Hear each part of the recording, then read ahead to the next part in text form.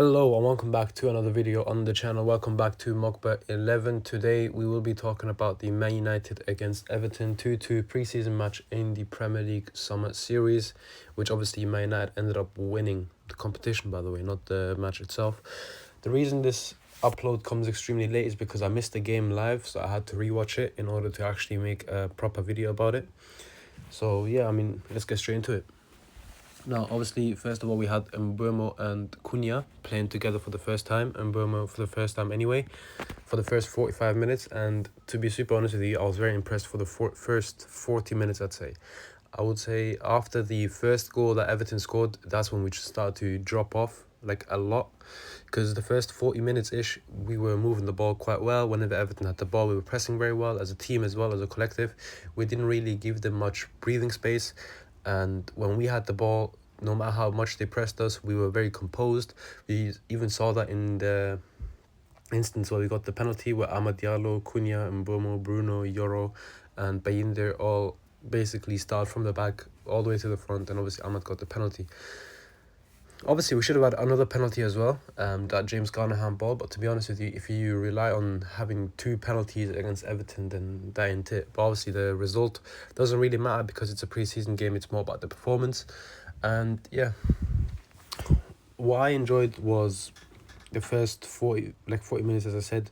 Ugarte and Menu, you couldn't really get the ball off them. Speaking of Ugarte, after basically from the Everton goal, obviously that came off of him dribbling. To be honest with you, I'm not really angry about that in itself, because at the end of the day, he's a midfielder. He was just driving forward. He lost the ball. We happened to concede from it. That is fine. But then afterwards, at the start of the second half, I was very unhappy with him because of his poor first touch or poor passing.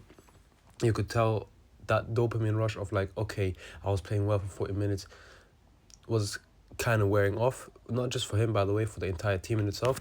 And yeah, one player I was very impressed with, who I don't think will get his flowers, is Kobbie Mainoo. And obviously Matthijs de Ligt, solid as usual. Lenny Yoro, very good as well. Aiden Heaven, Luke Shaw, I was very happy with them. Altay Bayindir, to be honest with you, I'm not confident in him. I'm more confident in Tom Heaton.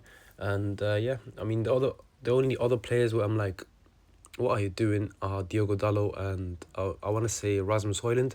But for Rasmus Højlund, it was more a case of he didn't really have much to do. Like, he didn't really have like any opportunities to do anything. Diogo Dalot, just horrific. I can't lie, to be honest with you. Bruno Fernandes as well, second half, that was disastrous. That reminded me of last season. That reminded me of exactly why I want him gone. Like, Bruno Fernandes, he was doing well when he was in Mbeumo and Cunha with him, and Amad Diallo obviously on the right. I think if you added Dorgo on the left, then it would have been even better.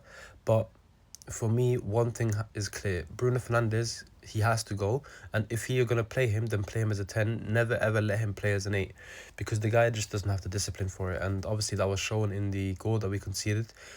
Basically, Bruno Fernandes, he was like sort of the last man. He was on the last line, basically. And then instead of passing it, either passing it forward, or at least if you don't think you can pass it to anyone forward, pass it all the way back to the keeper. You're on the last line anyway. He tries to nutmeg Ndiaye. Ndiaye obviously gets the ball back. He starts dribbling, and then Bruno Fernandes showing petulance as always, trying to kick him down. And then as Everton are attacking, Ndiaye and Bruno Fernandes are fighting, which in my opinion Ndiaye is fully entitled to do. Bruno Fernandes, I can't lie, that was out of order. And then obviously that goal that we conceded, it was just a free goal. Amad Diallo basically trying to clear it, and then obviously he was going off target, by the way. And yeah, it was going off target, and also it just hit Aiden Heaven and then he went in. But yeah, the last 45 minutes, it kind of reminded me of last season, if I'm being super honest with you. Very sluggish, and when we have the ball, we get pressured very easily, and we tend to just hoof the ball long, which I don't think is a recipe for any sort of success. Obviously, we've seen that last season. We finished 15th doing that. And yeah, look, as Bruno Fernandes even said himself after the game in the interview, we need to strengthen the team. We need more competition in the positions, because to be honest with you, I think some players are way too comfortable thinking, okay, we'll get some more minutes here and there. One player though I was very happy with is Mason Mount. Okay, like, obviously, if you guys know me for long enough, Mason Mount is one guy I've never ever given up on. To be honest with you, no matter how many times he gets injured, I'm like, there is going to be a time where Mason Mount comes back. And I think this is the perfect opportunity for him, simply because now obviously he has Mbeumo and Cunha. obviously he didn't play with Mbeumo because he came on for him. But the thing is, actually no, sorry, because Patrick Dorgu came on for Brian Mbeumo after half time. And the thing is, the reason I say Mbeumo and Cunha is because they give him the rest that he deserves, basically, that he needs. And I think we can manage his minutes well, because at the end of the day we also have, as I mentioned, Cunha and Mbeumo. They don't get injured. Bruno Fernandes, he doesn't get injured, so that allows Mason Mount to get the rest whenever needed. And yeah, I mean, look, he showed his quality today with that pass to Patrick Dorgu. Obviously, Dorgu not wanting to pass to Rasmus Højlund, where I think Rasmus would have scored the goal. Obviously, Rasmus being very angry, but then again, I can't fault Patrick Dorgu, to be honest, considering how Højlund has been performing. And also that goal that Mason Mount scored, which was literally identical to the one he scored against Bilbao, where like he turns, he's on the edge of the box, on the corner side of the box, and then takes a shot, goes in, far post. Yeah, brilliant finish. I think Mason Mount, he's very composed, he's very good at pressing. His finishing is and his shooting is quite underrated in my opinion. His passing under pressure is brilliant as well. He's pressure resistant. And yeah, I mean, look, hopefully there's much more to come from Mason Mount.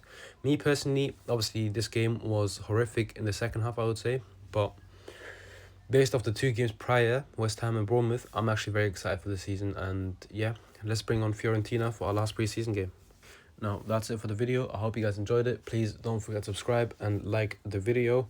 And also drop your comments on your thoughts on the game below. Do you agree with any points I made? Do you disagree with any? Why and why not?